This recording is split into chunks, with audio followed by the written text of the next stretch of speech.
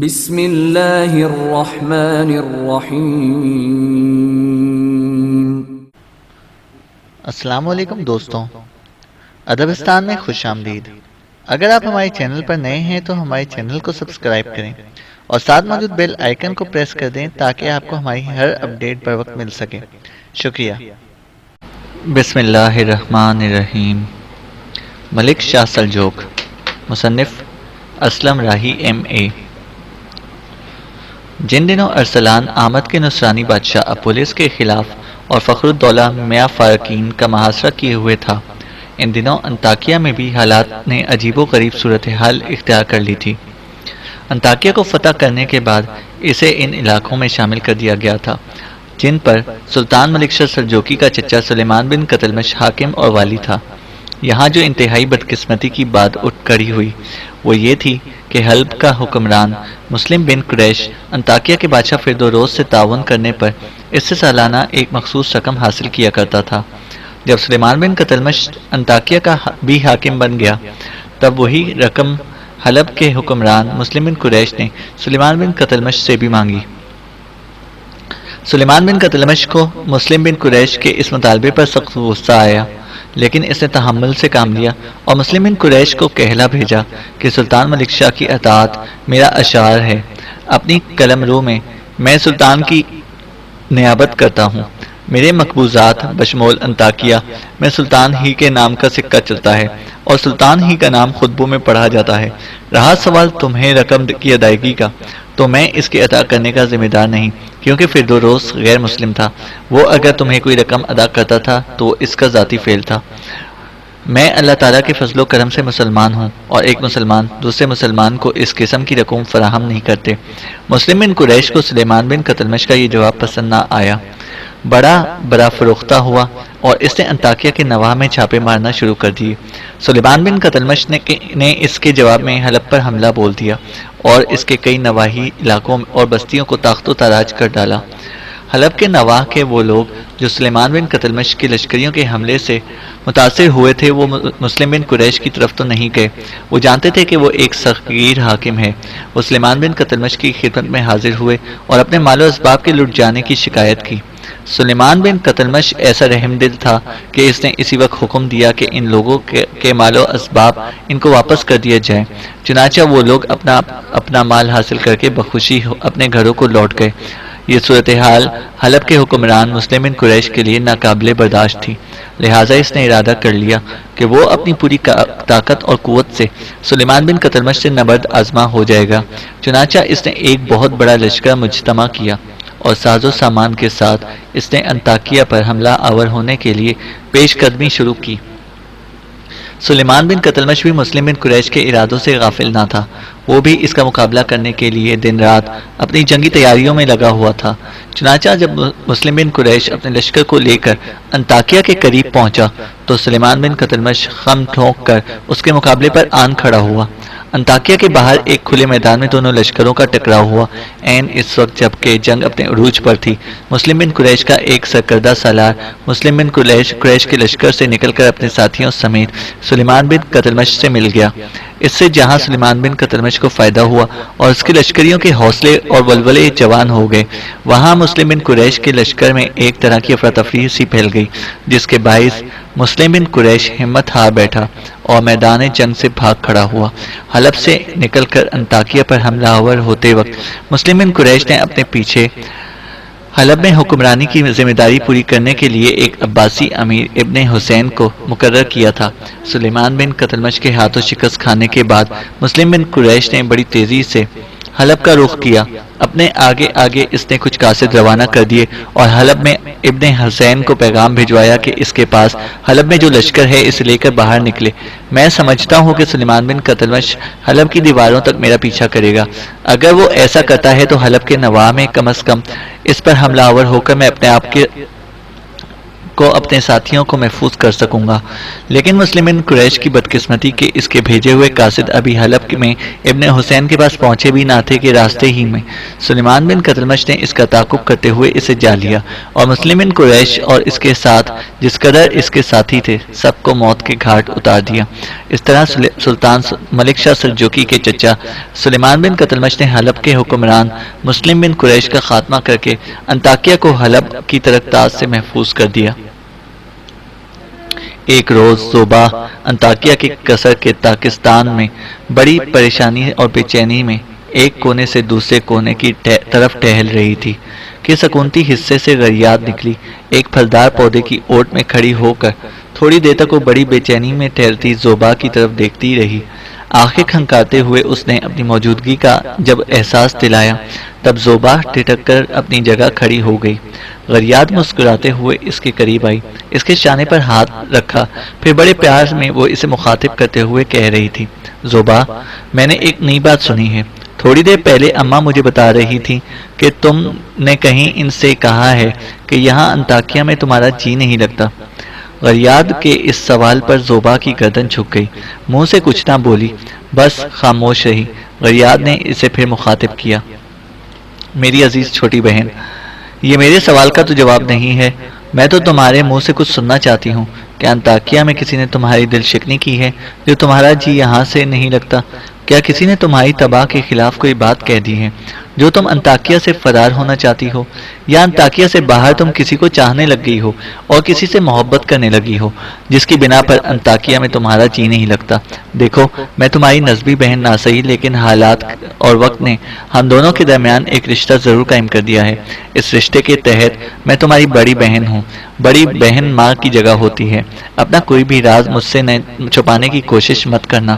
اگر اپنے دل کی بات مجھ سے کہہ دو گی تو یاد رکھنا اس میں تمہاری بھلائی اور بہتری ہے۔ زوبا نے پھر بھی کوئی جواب نہ دیا، گردن جھکا کر زمین کی طرف دیکھتی رہی۔ غریاد نے پھر اسے مخاطب کیا، دیکھو، وقت ضائع نہ کرو، تمہارے دل میں جو خلجان اٹھ رہا ہے اسے نکالو۔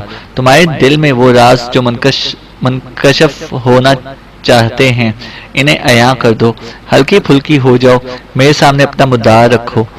کیا تم کسی کو چاہتی ہو، کسی سے محبت کرتی ہو؟ زوبا نے چونکنے کے انداز میں غریات کی طرف دیکھا، پھر کہنے لگی، میری بہن، تمہارا اندازہ درست ہے۔ انطاکیہ میں کسی کے بغیر میری حالت باغ میں ہاتھ بندھی خوشبو کے وقت کے مقتل میں گیلے آنچل چاہتوں کی لے پر بچھڑے معنی سے بھی بدتر ہو کے رہ گئی ہے۔ میری بہن، یہ ماہو انجم کی ثنا کہکشاں کی بہاروں کی سحر صبا کا طلسم مجھے وقت کی چاہت بھری صداؤں کی طرح ان کی طرف ہے۔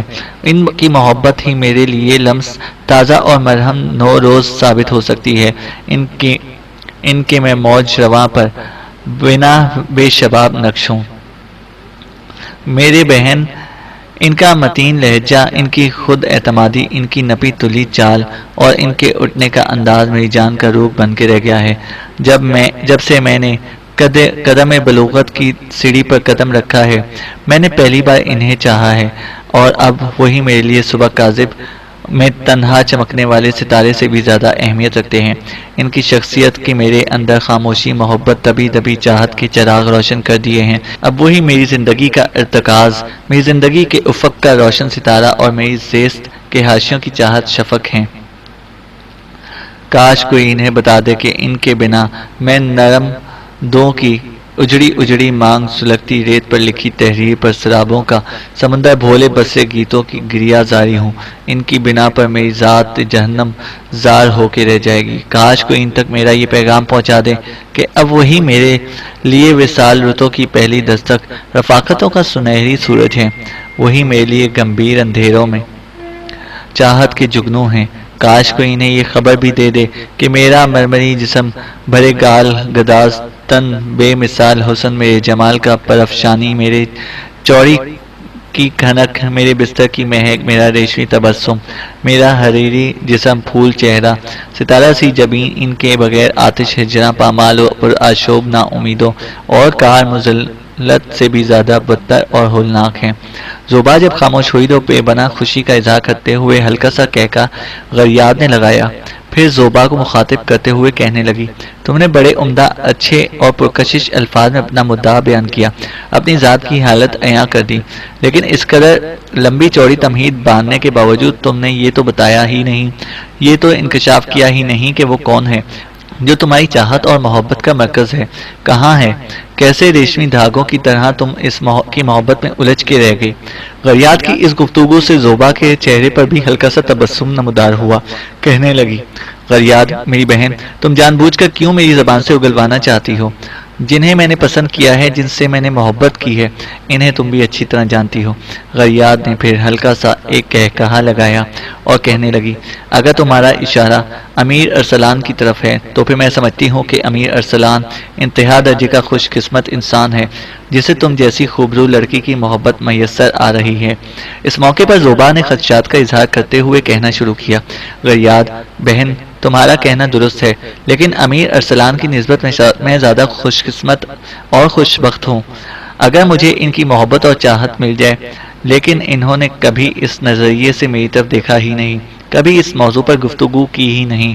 یہ ہوگا کہ میری محبت پا کر وہ خوش قسمت ہو جائیں گے اور ان کی محبت ملنے پر میں خوش و بخت ہو کے رہ جاؤں گی۔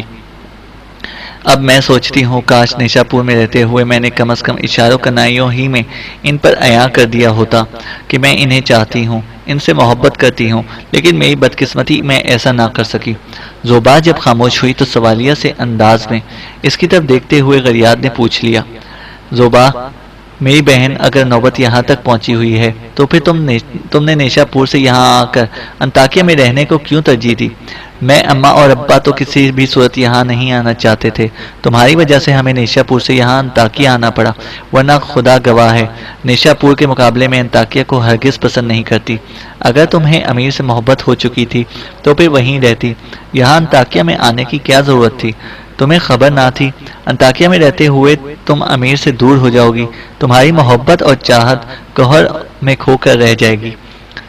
زوبا نے عجیب سے انداز میں غریاد کی طرف دیکھا، پھر کہنے لگی، میری بہن، تمہارا اندازہ درست ہے، لیکن دو باتیں میرے سامنے آتی ہیں۔ نیشا پور میں رہتے ہوئے میری محبت امیر سے اتنی عیاں نہیں ہوئی تھی۔ یہاں انطاکیہ آ کر جب ہم دونوں کے درمیان جدائی حائل ہوئی، فرقت نے ہم دونوں کے درمیان چھاپا مارا، تب مجھے اس چاہت اور محبت کا بھرپور احساس ہوا جو مجھے امیر سے ہے۔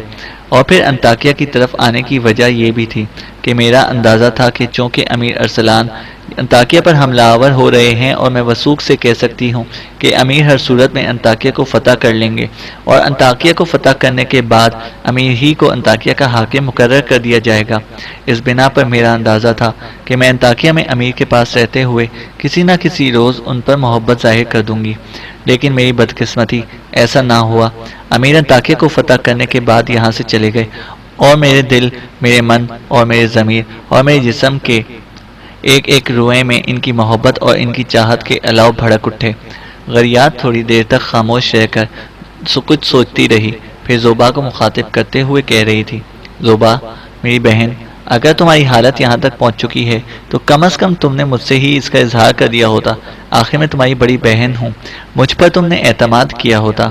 اگر تم یہ بات مجھ سے اس وقت کہہ دیتی جس وقت امیر انطاکیہ میں تھے، تو میں خود کم از کم اس موضوع پر امیر سے گفتگو کر لیتی اور ان کے کان میں یہ بات ڈال دیتی کہ تم انہیں پسند کرتی ہو۔ اگر ایسا معاملہ ہوتا تو میں وثوق سے کہہ سکتی ہوں کہ تمہارے حق میں امیر کا رد عمل یقیناً مثبت ہوتا۔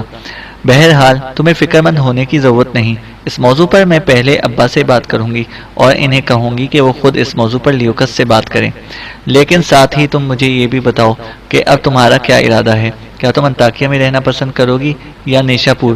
بڑی بے بسی اور لاچارگی میں زوبا نے غریاد کی طرف دیکھا، پھر کہنے لگی، غریاد میری بہن، اب میرے لیے انطاکیہ میں کیا رکھا ہے؟ انطاکیہ کو سلطان ملک شاہ سلجوقی کے چچا سلیمان بن قتلمش کی عملداری میں شامل کر دیا گیا ہے، لہٰذا یہ بات تو طے شدہ ہے کہ اب امیر انطاکیہ کی طرف نہیں آئیں گے۔ جب انہوں نے انطاکیہ کی طرف نہیں آنا تو یہاں میرے لیے انطاکیہ میں کیا رکھا ہے؟ یہاں میرے لیے کون سی جاذبیت ہو سکتی ہے؟ اور غریاد میرے لیے ایک اور تکلیف دہ امر بھی ہے، اور وہ کچھ یوں کہ امیر اپنی موجودہ مہمات سے فارغ ہونے کے بعد جب نیشا پور واپس جائیں گے اور اپنی حویلی میں قیام کریں گے تو کون انہیں کھانا پکا کے دے گا؟ کون ان کے آرام کا خیال رکھے گا؟ کون ان کی تکلیفوں میں ان کا حصے دار بنے گا؟ ان سب امور کی بنا پر سوچتی ہوں کہ یہاں رہنے کی بجائے وقت ضائع کیے بغیر ہمیں نیشا پور کا رخ کرنا چاہیے اور حویلی کے اندر اپنی پہلی حالت کو بحال کر لینا چاہیے، باقی نگہبانی بھی کرنی چاہیے۔ مگر اب سب سے بڑی مصیبت یہ ہے کہ معاملہ ابا کے ہاتھ میں نہیں، میرے بھائی لیوکس کے ہاتھ میں ہے، اور وہ پتہ نہیں مجھے یہاں سے نیشا پور جانے کی اجازت دیتا بھی ہے یا نہیں۔ بڑے پیارے انداز میں غریاد نے زوبا کی طرف دیکھا، پھر کہنے لگی، تمہیں فکر مند ہونے کی ضرورت نہیں، اس موضوع پر میں ابا سے بات کروں گی اور پھر کوئی وقت مناسب نکال کر لیوکس سے بات کریں گے۔ مجھے امید ہے کہ اگر خود تمہارے ساتھ نیشا پور نہ گیا تو تمہیں ہمارے ساتھ وہاں جانے کی اجازت دے دے گا۔ زوبا میری بہن، امیر ارسلان کے متعلق تم نے جس خدشات کا اظہار کیا ہے، سب خدشات سے بڑا ایک خطرہ اور بھی امیر کے لیے منڈلاتا ہے۔ غریاد کے ان الفاظ پر زوبا چونکی، فکر مندی کے انداز میں غریاد کی طرف دیکھا، پھر کہنے لگی، میری بہن تمہارا اشارہ کس طرف ہے؟ وہ کون سے خطرات ہیں جو امیر کے سر پر اٹھ سکتے ہیں؟ اس پر غریاد فکر مندی کا اظہار کرتے ہوئے کہہ رہی تھی، زوبا میری بہن تم جانتی ہو کہ امیر ارسلان نے امر موسیٰ کے ایک نائب جس کا نام کازرون تھا، اس کو اس کے سینکڑوں ساتھیوں سمیت ہلاک کر دیا تھا، اور یہ امر موسیٰ کی قوت پر ایک بہت بڑی ضرب تھی۔ امر موسیٰ کے ایک اور نائب نے جس کا نام زکریا تھا یہاں انطاکیہ میں قیام کر رکھا تھا۔ جس وقت اس زکریا بلخی کو خبر ہوئی کہ امیر ارسلان نے کازرون اور اس کے سینکڑوں ساتھیوں کو موت کے گھاٹ اتار دیا ہے، تو یہاں انطاکیہ میں قیام کے دوران اس نے اپنے چند جانصاروں کے ساتھ قسم کھائی تھی کہ وہ امیر ارسلان کو اپنے ہاتھوں سے قتل کرے گا۔ یہ باتیں اس وقت لیوکس نے امیر ارسلان کو کہیں جب امیر نے انطاکیہ کو فتح کر لیا۔ اس سلسلے میں لیوکس نے امیر کو زکریا بلخی کی طرف سے محتاط رہنے کی بھی تاکید کی تھی۔ ان ساری باتوں میں ابا بھی شامل تھے، انہوں نے مجھ سے ان باتوں کا ذکر کیا تھا، میں نے آگے کسی سے ان کا ذکر نہیں کیا۔ آج امیر ارسلان کے متعلق تمہارے رجحانات خیالات کو سن کر میں نے تم پر ان خدشات کا اظہار کر دیا ہے۔ ان سارے خطرات کی میں خود خیال کرتی ہوں کہ ہمیں وقت ضائع کیے بغیر انطاکیہ سے نیشا پور کا رخ کر لینا چاہیے اور امیر ارسلان کی ضرورت کا خیال رکھنا چاہیے۔ غریاد کی پھر زوبا کو مخاطب کرتے ہوئے کہہ رہی تھی، زوبا میری بہن تو جانتی ہے امر موسیٰ کے گروہ میں زیادہ تر خونخوار یہودی شامل ہیں۔ یہ جہاں مشرقی عورتوں کے دل فریب حسن کے دل دادا ہیں، وہاں سرو انگیز شرابوں کی تحریس بھی رکھتے ہیں۔ ان کے ہاں رحم نام کی کوئی چیز نہیں۔ بچوں کو ماؤں کی چھاتیوں پر قتل کرنا، عورتوں کے پیٹ چاک کرنا، مسلمانوں کا قتل عام کرنا ان کے لیے روزمرہ کا فعل سے زیادہ اہمیت نہیں رکھتے۔ ان سے ہر فعل شنیعہ کی امید رکھی جا سکتی ہے۔ نہ جانے یہ لوگ کیسی عادات اور کس قسم کے عیوب و اوصاف سے آراستہ ہیں کہ ان کے ہاں کسی بھی مذہب کے عقائد اور ملت کے مدار کا کوئی احترام نہیں ہے۔ یہ ہر وقت اپنے شجرہ اقبال ہی کی خاطر ہر کام میں عمل دخل دینے پر تیار ہو جاتے ہیں۔ بظاہر سادہ بدوی زندگی بسر کرتے ہیں، لیکن اندر سے خونی قسم کے بے درد کارکن ہیں۔ امر موسیٰ کے ان خونخوار ساتھیوں کے خلاف کارروائی کرنا بہت زیادہ اہم ہو گیا ہے، اور فرزندان توحید ہی ان پر ساران باطل کی توہولناک الغار کو روک سکتے ہیں۔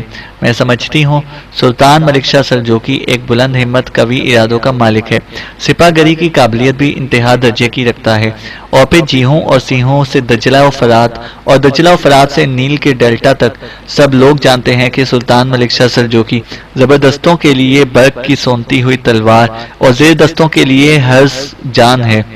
مجھے امید ہے کہ اپنی جامع اور مربوط قوت کو استعمال کرتے ہوئے ایک نہ ایک دن سلطان امر موسیٰ کے خبث باطن کو مٹا کے رکھیں گے۔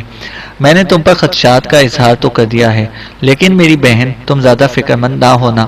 غریاد نے بڑے پیار سے زوبا کے کندھے پر ہاتھ رکھتے ہوئے کہنا شروع کیا، میری بہن تو جانتی ہے امیر ارسلان سلطان ملک شاہ سلجوقی کی سونتی ہوئی تلوار میں وہ ایک درویش صرف مجاہد اور عمدہ فرزند جلیل ہے۔ ایسے لوگ اپنے جوان حوصلوں کی وجہ سے اپنی ہمت کو ابد گیر اپنی جوان مردی کو ازل گیر بنا کے رکھ دیتے ہیں، اپنی شجاعت کے بل بوتے پر کراں تا کراں کی حدود کو پھلانگتے ہوئے بے کراں اور جاویداں ہو جاتے ہیں۔ مجھے امید ہے امر موسیٰ کے بستیاں مٹانے والے اور آبادیاں جلانے والے ساتھیوں کے بعد سلطان اور اس کے سالار خدائے خوش کو تر اور کائنات کے کاتب تقدیر کا عذاب اور ان کی ہیبت و جلال بھری تصویر بن کر حرکت میں آئیں گے، اور یہ امر موسیٰ اور اس کے ساتھی سلطان اور اس کے سالاروں کا کچھ نہ بگاڑ پائیں گے۔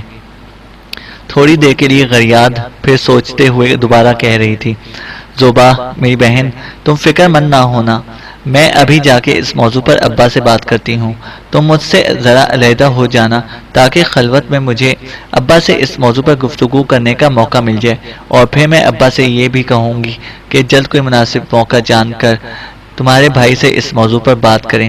مجھے امید ہے کہ ہمارا کام ہو جائے گا، چلو اب اندر چلتے ہیں۔ غریات کی اس گفتگو سے زوبا مطمئن ہو گئی، پھر دونوں عمارت کے سکونتی حصے کی طرف جا رہی تھیں۔ سلطان ملک شاہ سلجوقی کی سلطنت میں ایک اور بہت بڑی تحریک نے بھی پروان چڑھنا شروع کر دیا تھا، اور وہ حسن بن صبا کی تحریک تھی۔ حسن بن صبا نے مصر سے اٹھ کر اصفہان شہر میں آ کر پناہ لے لی۔ یہ شہر جو اپنی حسین مسجدوں کی وجہ سے مشہور سے کبھی صوفیوں کا دارالحکومت ہوا کرتا تھا، اسے بابل کے بادشاہ بنو نصر نے یہودیوں کو بسانے کے لیے آباد کیا تھا۔ مسلمانوں نے اسے حضرت عمر کے دور میں فتح کیا۔ اس شہر کے اندر ایک انتہائی مضبوط اور مستحکم قلعہ نما عمارت تھی، نیز شہر کے گرد فصیلیں تھیں جس پر 4 دروازے اور 100 مینار تھے۔ شہر کی کرب و جوار میں چاندی، تانبے، جست اور سونے اور چاندی کی کانیں تھیں۔ بعد میں یہ شہر عثمانیوں کے قبضے میں آیا، پھر غزنویوں نے اسے اپنے قلمرو میں شامل کیا۔ مغلوں کے حملے کے دوران شاہ خوارزم جلال الدین مینگو کے زیر کمان نے اس شہر کے دیواروں تلے ایک بہت بڑی جنگ لڑی گئی۔ بعد میں یہ شہر منگول سلطنت کا حصہ بن گئی۔ تیمور لنگ نے یہاں لگ بھگ 70,000 شہریوں کا قتل عام کیا۔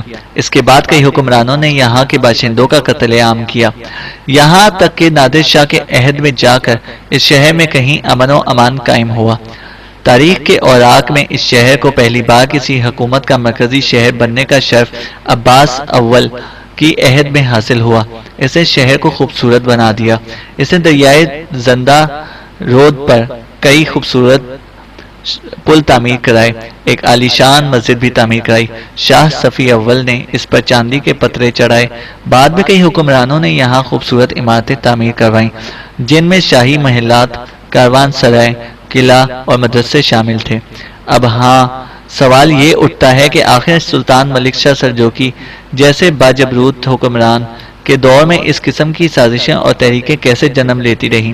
اس کا مورخین جواب کچھ یوں دیتے ہیں کہ سلطان ملک شاہ سلجوقی کے باپ سلطان اللہ ارسلان نے کچھ وجہ کی بنا پر خبر رسانی کا محکمہ توڑ دیا تھا اور تمام وقائع نویسوں اور سراغ رسانوں کو برخواست کر دیا تھا۔ بدقسمتی سے ملک شاہ نے بھی اس ضروری محکمہ کا احیاء نہ کیا، چنانچہ ملک میں جو واقعات ہوتے تھے ان کی اطلاع سلطان کو بہت دیر سے ملتی تھی، اور پھر اسماعیلیوں کی خفیہ تحریک کا پتہ چلنا تو اور بھی مشکل تھا۔ نتیجہ یہ ہوا کہ حسن بن صبا نے اندر ہی اندر اپنی جڑیں پکڑ لی اور دن بدن اس کی تحریک زور پکڑتی چلی گئی۔ بہرحال حسن بن صبا نے اصفہان میں بابل کے قدیم حکمرانوں کی بنائی ہوئی ایک انتہائی کہنا عمارت کے اندر قیام کر لیا۔ اس کے پیچھے چونکہ مصر کی باطنی حکومت تھی جس سے اس نے کافی دولت سمیٹ لی تھی، اور اس دولت کو استعمال کرتے ہوئے حسن بن صبا نے قدیم دور کی اس عمارت کو خرید کر وہاں اپنا مستقر بنا لیا۔ اصفہان کے اندر کسی کو شک و شبہ تک نہ ہو سکا کہ اس بوسیدہ اور قدیم عمارت کے اندر ایک ایسی تحریک جنم لے رہی ہے جو آنے والے دور میں قتل و غارت گری کی ساری حدود پھلانگ جائے گی۔ اصفہان کی اس قدیم عمارت میں قیام کرنے کے بعد حسن بن صبا نے اپنے بہت سے جانثاروں کو بھی وہاں جمع کر لیا تھا، جو اصفہان اور اس کے گرد و نواح میں رونما ہونے والے اہم واقعات کی اسے خبر دینا شروع کر چکے تھے۔ حسن بن صبا ایک روز اس قدیم عمارت کے ایک کمرے میں بیٹھا ہوا تھا۔ عمارت کے اس علاقے میں باطنیوں کا سب سے بڑا دائی شیخ عبد المالک بن عطاش اس عمارت میں موجود تھا۔ اس کے آنے کی اطلاع حسن بن صبا کے آدمیوں نے حسن کو کر دی۔ کمرے سے باہر نکل کر حسن بن صبا نے بڑے پرجوش انداز میں باطنی تحریک کے دائی کبیر شیخ عبد الملک بن عطاش کا استقبال کیا۔ حسن بن صبا ابن عطاش کو لے کر اس کمرے میں داخل ہوا جس سے وہ پہلے سے بیٹھا ہوا تھا، اور اس کے جانثار اس کمرے کے اطراف میں پھیل گئے تھے۔ جب نشستوں پر بیٹھ گئے تب ابن عطاش نے گفتگو کا آغاز کیا اور حسن بن صبا کو مخاطب کر کے کہنے لگا، شیخ محترم، میں آپ کو مبارکباد دیتا ہوں کہ آپ نے اصفہان شہر میں اپنا ایک چھوٹا سا مسکن بنانے میں کامیابی حاصل کر لی ہے۔ مجھے امید ہے کہ یہ مسکن آنے والے دور میں ایک بہت بڑا انقلاب برپا کر دے گا۔ میں اس بات سے بھی خوش ہوں کہ آپ کے یہاں قیام کے دوران ہمارے جانثار بڑی تیزی سے کام کر رہے ہیں اور ہمارے ساتھیوں میں دن بدن اضافہ ہونے لگا ہے، لیکن ساتھ ہی ہمارے لیے کچھ مسائل بھی اٹھ کھڑے ہوئے ہیں۔ لوگ اس تحریک کے اصولوں کے متعلق مختلف سوال کرتے ہیں، ساتھ ہی تحریک کے مستقبل کے عزائم کے متعلق بھی تفصیل جاننا چاہتے ہیں۔ اس کے علاوہ بھی جانثاروں کی بڑھتی ہوئی تعداد مختلف سوال مجھ سے کرتی ہے، اور انہی سوالات سے متعلق آج میں بحث کرنے کے لیے آپ کے پاس آیا ہوں، تاکہ جو نظریات آپ مجھے پیش کریں وہی میں اپنے جانثاروں سے کہوں۔ ایسا نہ ہو کہ آپ کچھ کہتے رہیں اور میں اصفہان سے باہر کام کرتے ہوئے کچھ اور کہتا رہوں اور ہمارے درمیان یکجہتی نہ رہے۔ اس طرح ہمارے جانثار ہم سے بدسن ہو جائیں گے اور ہمیں چھوڑ کر اپنے اپنے گھروں کو چل دیں گے۔ ابن عطاش جب خاموش ہوا تو اسے مخاطب کر کے حسن بن صبا کہنے لگا، ابن عطاش، امام نزار کے مرنے کے بعد اب میں ہی باطنیوں کا امام اور سرکردہ ہوں، کیا تم میرے اس دعوے کو تسلیم کرتے ہو؟ ابن عطاش مسکرایا اور کہنے لگا، آپ کو یہ سوال پوچھنے کی ضرورت ہی نہ تھی، میں آپ کو اپنے شیخ اور امام کی حیثیت سے پہلے ہی تسلیم کر چکا ہوں۔ حسن بن صبا مسکرایا، پھر وہ کہہ رہا تھا، اگر یہ بات ہے تو پھر باطنی تحریک کے متعلق جو اصول میں نے یہاں قیام کے دوران وضع کیے ہیں وہ میں تمہیں تفصیل سے بتاتا ہوں، اور اسی تفصیل کے مطابق آج کے بعد ہمارے جانثار کام کریں گے۔ ابن عطاش، مسلمانوں کے اندر جو روایات اور اصول رواج پا چکے ہیں ان کے خلاف ہم بغاوت نہیں کر سکتے، لیکن لوگوں کے سامنے اس کی تعویل اور اس کے باطنی معنی پیش کر کے اپنے مطلب حاصل کرنے کے ساتھ ساتھ انہیں مطمئن بھی کر سکتے ہیں۔ لہٰذا دین کے جو مختلف مقامات اور ارکان ہیں ان کی توضیح ہم اپنے مقصد کے تحت کریں گے، اور اس کا میں نے اہتمام کر لیا ہوا ہے۔ اگر تم چند روز اور یہاں نہ آتے تو میں خود تمہاری طرف آتا یا کسی جانثار کے ذریعے یہ تفصیل تم تک ضرور پہنچاتا، تاکہ تم اپنے کارکنوں اور اپنے جانثاروں کو مطمئن کر سکو۔ آج کے بعد جو ہم نے دینی علامات استعمال کرنی ہیں وہ کچھ اس طرح ہوں گی، جس طرح مسلمانوں کے اندر کعبہ مشہور ہے، کعبہ کے باطنی معنی ہم لیں گے، پیغمبر صفات کے باطنی معنی ہم لیں گے، نبی مروہ کے باطنی معنی لیں گے، وہی نماز کے باطنی معنی لیں گے، امام کو یاد کرنا نماز با جماعت کے معنی لیں گے، امام کی اطاعت کرنا حج کے باطنی معنی لوگوں کو پیش کریں گے، امام کی زیارت کرنا زکوٰۃ کے باطنی معنی لوگوں سے کہیں گے کہ مال کا 5واں حصہ امام کی نظر کرنا ہے، روزے کے باطنی معنی لوگوں کے سامنے پیش کیے جائیں گے کہ روزے کے معنی ہیں امام کے فعل کے بارے میں خاموشی اختیار کرنا، وضو کے معنی ہوں گے کہ امام سے مذہبی تعلیم حاصل کرنا، تیمم کے باطنی معنی ہوں گے کہ امام کی غیر موجودگی میں اس کے داعی سے تعلیم حاصل کرنا، غسل کے باطنی معنی ہوں گے کہ عہد و پیما کی تجدید کرنا، اور اذان کے باطنی معنی ہوں گے کہ لوگوں کو امام کی اطاعت کی ترغیب دینا۔ حسن بن صبا کے خاموش ہونے پر ابن عطاش بے پناہ خوشی کا اظہار کرتے ہوئے کہنے لگا، محترم شیخ، میں امید بھی نہیں کر سکتا تھا کہ آپ دین کے اندر اس قدر دور اندیشی سے کام لیتے ہوئے اپنے جانثاروں کے اطمینان کی خاطر ایسا اطمینان بخش فیصلہ کریں گے۔ ان ساری چیزوں کے جو باطنی معنی آپ نے مجھ کو بتائے ہیں میں آپ سے رخصت ہوتے وقت سب تحریری شکل میں اپنے ساتھ لے جاؤں گا، اور مجھے امید ہے کہ یہی باطنی معنی ہم جب اپنے جانثاروں کے سامنے پیش کریں گے تو وہ بخوشی اس پر عمل کرتے ہوئے ہمارا ساتھ دیں گے، اور پھر ایسا کام ہم کر چکیں گے تو اپنی بہتری اور بھلائی کے لیے جس شہر اور جس جگہ ہم چاہیں بغاوتوں کا ایک نہ ختم ہونے والا سلسلہ کھڑا کر دیں گے۔ ابن عطاش کے خاموش ہونے پر حسن بن صبا نے مزید کہنا شروع کیا، ابن عطاش، ابھی میں نے اپنی گفتگو ختم نہیں کی، ابھی میرے پاس بہت تفصیل ہے جو میں تم سے کہنا چاہتا ہوں۔ لوگوں کے سامنے کہنا کہ ہماری باطنی تحریک کا جو سب سے اہم فرد ہوگا اسے امام برحق کہیں گے۔ سب جانتے ہیں کہ اس سے پہلے نزار امام برحق تھا، اس کے بعد اس کے بیٹے مستقر سے بیعت لی گئی۔ امام برحق کی حیثیت واجبی سی ہوگی، اسے صرف لوگوں کو مطمئن کرنے کے لیے استعمال کیا جائے گا، ورنہ سارے کام تو ہم خود کریں گے۔ امام برحق کے جو بڑا عہدہ ہوگا وہ داعی الدعات کا ہوگا، یعنی نائب امام، گرینڈ ماسٹر۔ یہ اسماعیلی اور باطنی مذہب کا سب سے بڑا عالم ہوگا، اور اس کے لیے دوسرے مذاہب کا عالم ہونا بھی ضروری ہوگا۔ تم جانتے ہو کہ مصر کے باطنی حکومت کے عہد میں قاضی القضاء اس عہدے پر مقرر کیا جاتا تھا، اور اس کے ماتحت 12 نقیب ہوتے تھے۔ جب تک نزار کا بیٹا امام رہے گا میں خود داعی الدعات ہوں گا، اور یہی دراصل عہدہ فی الحقیقت باطنی فرقے کا روح رواں ہوگا۔ تیسرا بڑا داعی کبیر ہوگا جس پر ابن عطاش اس وقت تم ہو۔ ہر مخصوص علاقے کا علیحدہ داعیہ کبیر ہوگا، اور یہ لوگ داعیہ دعات کی طرف سے کسی صوبے یا خاص علاقے کے افسر مقرر ہوں گے۔ ان کے لیے بھی باطنی مذہب کا متبخر عالم ہونا ضروری ہوگا۔ اس کے علاوہ داعیہ کبیر کے لیے یہ بھی لازم ہوگا کہ وہ دعوت و تبلیغ کے کام کے لیے بھی ماہر ہو، جیسا کہ میں خود ہوں۔ چوتھا عہدہ داعی کا ہوگا۔ یہ لوگ باطنی مذہب کے عام مبلغ یا مشینری کا کام سر انجام دیں گے۔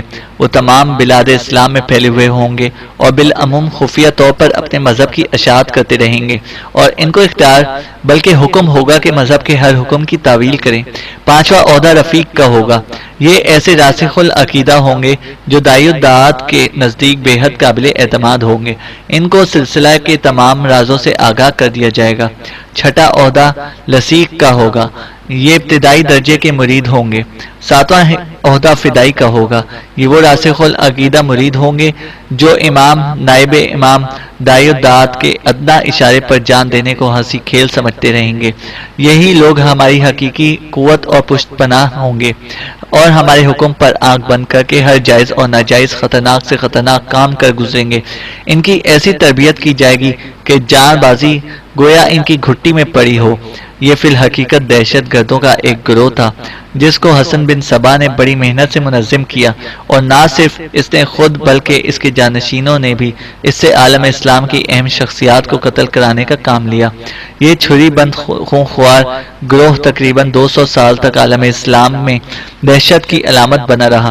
اس عرصے میں جو اکابر وقت ان کے ہاتھوں مارے گئے، ان میں سے چند کے نام یہ ہیں: خواجہ نظام الملک طوسی، ابو مسلم حاکم رے، ابو الفتح رئیسانی، امیر برسک، اتابک مودود، قاضی عبداللہ اصفہانی، وزیر فخر الملک بن خواجہ نظام الملک، قاضی ابو سعد حروی، معین الملک ابو نصر احمد، وزیر سلطان سنجر علامہ عبداللطیف بن الخندی، خلیفۃ المسترشد باللہ عباسی، خلیفہ راشد باللہ عباسی، داؤد بن سلطان خنجر، سعید دولت شاہ علوی حاکم اصفہان، عین الدولہ خوازم شاہ داؤد بن سلطان محمد بن محمد سلجوقی۔ ابن عطاش تھوڑی دیر تک خاموش رہ کر کچھ سوچتا رہا، پھر دوبارہ حسن بن صبا کو مخاطب کر کے کہنے لگا: دین کے مختلف ارکان کے متعلق تو آپ نے وضاحت کر دی۔ کل میں صبح جب آپ کے ہاں سے رخصت ہوں گا تو انہیں تحریری شکل میں بھی اپنے پاس محفوظ کر لوں گا، تاکہ اپنے پیروکاروں کو اس کے مطابق میں تعلیم دوں، اور اپنے شاگردوں اور اپنے حواریوں سے بھی کہہ سکوں کہ اسی نقطے کو پھیلائیں۔ اب میں آپ کے پاس دو انتہائی اہم کام لے کر آیا ہوں۔ شیخ محترم، عراق سے نکل کر میں شمالی علاقوں میں کوہستان البرز کی سمت گیا۔ وہ میں نے بحیرہ خزر کا جائزہ بھی لیا، اس کے ارد گرد کے علاقوں کا بھی معائنہ کیا۔ اس کے علاوہ صوبہ زندان کے دوسرے بہت سے علاقوں کو دیکھنے کے علاوہ صوبہ رودبار میں بھی اکثر علاقوں میں گھوما۔ مجھے ان علاقوں میں گھومنے کے بعد کوہستان البرز اور صوبہ روداز میں کچھ چیزوں نے بے حد متاثر کیا۔ ایسی نایاب چیزیں میں نے پہلے کبھی نہ دیکھی تھیں۔ پہلی چیز یہ کہ وہاں ایک قلعہ ہے جس کو الموت کہتے ہیں۔ اپنے استحکام، اپنی مضبوطی کے لحاظ سے آج تک میں نے ایسا مستحکم قلعہ دیکھا ہی نہیں۔ شروع میں اس کا نام الہا موت یا اعلیٰ موت بھی پکارا گیا تھا، جس کے معنی آشیانہ عقاب کے بنتے ہیں۔ میں یہ الموت کی کثرت سے استعمال سے الموت کے نام سے مشہور ہو گیا، اور آج کل اسے قلعۃ الموت ہی کا نام لے کر پکارا جاتا ہے۔ اس قلعے کی مضبوطی اور استحکام کو دیکھ کر میں بے حد متاثر ہوا ہوں، اس لیے کہ یہ قلعہ کوہستان البرز کی بھول بھلیوں کے اندر واقع ہے۔ اس قلعے میں داخل ہونا یا وہاں سے کچھ چیزیں حاصل کرنا اگر ناممکن نہیں تو کم از کم جو اس شہر لانے کے مترادف ضرور ہے۔ دوسری چیز جو میں نے وہاں دیکھی جس سے مجھے بے حد متاثر کیا وہ یہ کہ قزوین کے نواح میں کچھ ایسے لوگوں سے بھی ملا جو بلی کا گوشت کھاتے ہیں، اور بلی کا گوشت کھانے والے وہ لوگ بے حد خونخوار اور جانباز ہیں۔ تیسری چیز جس نے مجھے بے حد متاثر کیا وہ تالکان کا علاقہ ہے، جس کی وادی جنت نظیر ہے۔ چاروں طرف سرسبز و شاداب اور بلند پہاڑی سلسلہ ان وادیوں کا احاطہ کیے ہوئے ہے، اور ان کے دامن میں جگہ جگہ پانی کے چشمے ابلتے ہیں، اور ہر طرف پہاڑ کی رنگینیوں کی فراوانی ہے۔ میں نے آپ سے کہا تھا کہ مجھے 3 چیزوں نے بے حد متاثر کیا، لیکن اب آپ سے گفتگو کرتے ہوئے یہ بھی کہہ سکتا ہوں کہ ایک چوتھی چیز بھی ہے جس نے مجھے متاثر کیا، اور اس سے مستقبل میں بہت بڑا کام بھی لیا جا سکتا ہے۔ چوتھی چیز حشیش ہے۔ یہ وہ پودا ہے جس کی پتیاں اگر پانی میں گھول کر پی لی جائیں تو نشہ اور بے ہوشی طاری ہو جاتی ہے۔ یہ تالکان کی وادیوں میں کافی تعداد میں پایا جاتا ہے۔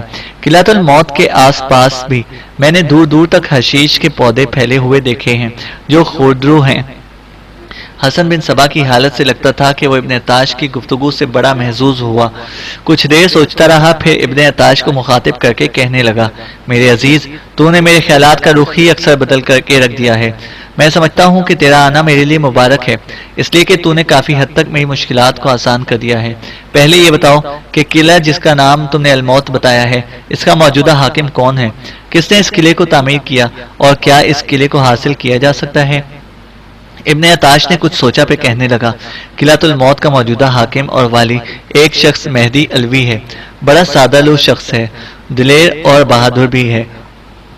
جہاں تک اس قلعے کا تعلق ہے تو اسے ہجری 246 میں ویلمی عمرہ نے تعمیر کیا تھا۔ یہ قلعہ اپنے محل وقوع اور استحکام کے لحاظ سے ناقابل تسخیر خیال کیا جاتا ہے، اور یہ ایران کی مشہور شمالی شہر قزوین سے آگے البرز کے سلسلہ کوہ کی پیچیدہ گھاٹیوں کے اندر ایک بلند اور نہایت محفوظ مقام پر واقع ہے۔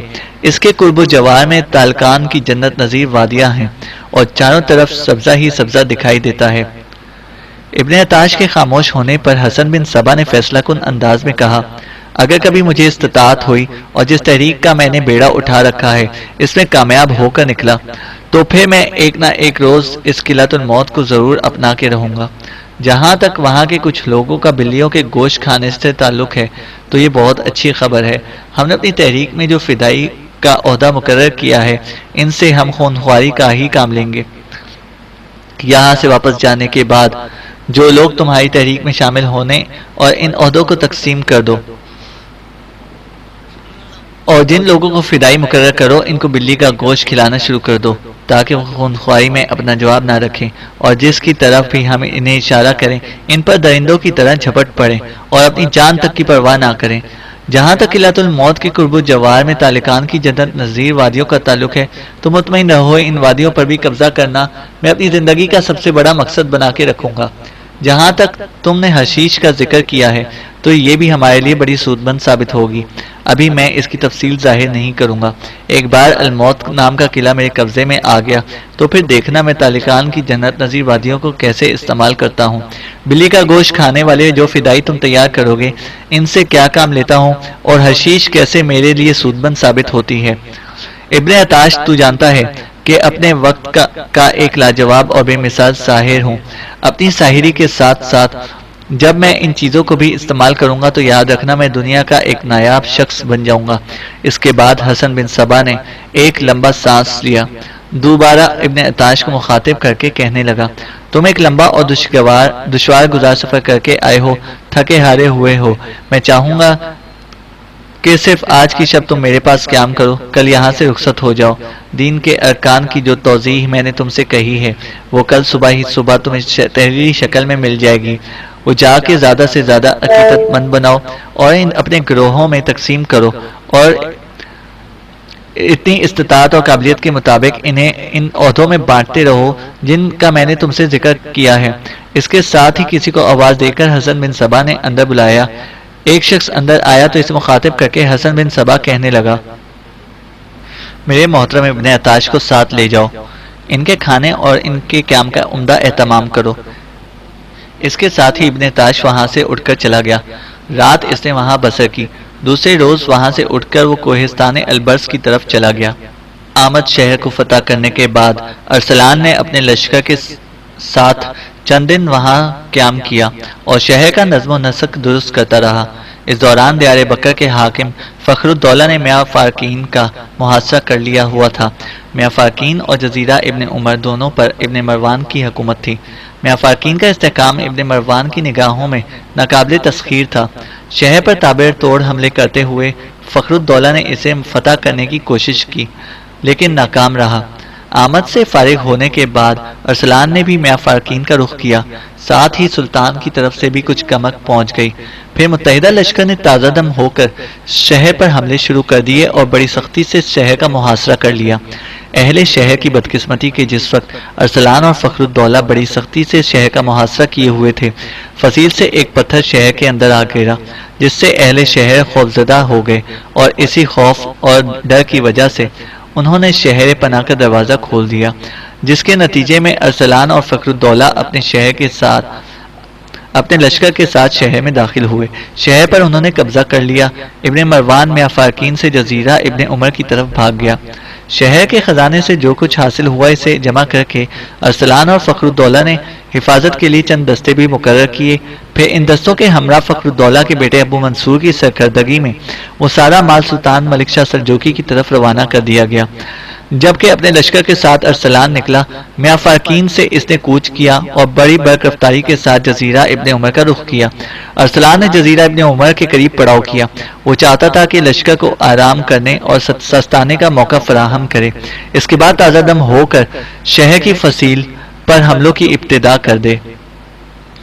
اگلے روز مغرب کی نماز کے بعد جس وقت ارسلان اپنے خیمے میں اپنے چند ساتھی سالاروں کے ساتھ بیٹھا ہوا تھا کہ لشکر کی حفاظت پر لشکر کا جو حصہ معمور تھا اس میں سے مسلح جوان خیمے کے دروازے پر نمودار ہوا۔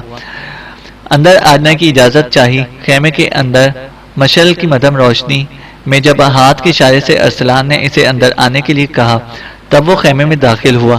ارسلان نے اسے اپنے سامنے بیٹھنے کا اشارہ کیا تو وہ بیٹھ گیا۔ پھر ارسلان اسے مخاطب کیا، خیریت تو ہے؟ آنے والے مسلح جوان نے کچھ سوچا، پھر ارسلان کو مخاطب کر کے کہنے لگا، امیر، ایک شخص جو اپنے آپ کو جزیرہ ابن عمر کے مسلمانوں کا سرکردہ کہتا ہے اور نام شیبان بتاتا ہے، ہماری لشکرگاہ میں داخل ہوا ہے۔ وہ اکیلا ہے، وہ رازدارانہ انداز میں آپ سے گفتگو کرنا چاہتا ہے۔ میں نے اسے آپ کے خیمے سے باہر کھڑا کر دیا ہے، آپ کہیں تو میں اسے بلا لوں؟ اس انکشاف پر ارسلان فوراً اپنی جگہ سے اٹھ کھڑا ہوا اور اس مسلح جوان کو مخاطب کر کے کہنے لگا، اگر وہ جزیرہ ابن عمر کے مسلمانوں کا سرکردہ ہے تو تم نے اسے خیمے سے باہر کیوں روک رکھا ہے؟ تم نے اس کے ساتھ زیادتی کی ہے۔ اس کے ساتھ ہی وہ مسلح جوان اور خیمے میں بیٹھے دیگر سالار اپنی جگہ سے اٹھ کھڑے ہوئے۔ پھر بڑی تیزی سے ارسلان باہر نکلا۔ خیمے سے ذرا فاصلے پر ادھیڑ عمر ایک شخص کھڑا تھا۔ ارسلان اس کی طرف بڑھا، اس کے قریب جا کر اسے مخاطب کر کے کہنے لگا، میرا نام ارسلان ہے، میں اس لشکر کا امیر ہوں۔ جو مسلح جوان میرے پاس تمہارے آنے کی خبر لے گیا ہے، اس نے مجھے آپ کا نام شیبان بتایا ہے۔ اس نے آپ کو خیمے سے باہر کھڑا کر کے ایک طرح سے آپ کے ساتھ زیادتی کی ہے۔ آپ آئیں، ہم تفصیل سے گفتگو کریں گے۔ ساتھی ارسلان نے اس سے مصافحہ کیا، پہلے گلے ملا، پھر اس کا ہاتھ پکڑ کر خیمے کے اندر لے گیا۔ جب وہ نشست پر بیٹھ گیا تب ارسلان نے اسے مخاطب کیا، میرے محترم، آپ کہیں، آپ کیا کہنا چاہتے ہیں؟ آپ کا ہلکا سا تعارف تو میرا مسلح جوان کر چکا ہے کہ آپ جزیرہ ابن عمر کے مسلمانوں کے سرکردہ ہیں اور کسی اہم موضوع پر گفتگو کرنا چاہتے ہیں۔ اس پر اس شخص نے دائیں بائیں دیکھا، پھر سوالیہ انداز میں اس کی نگاہیں ارسلان پر جم گئیں۔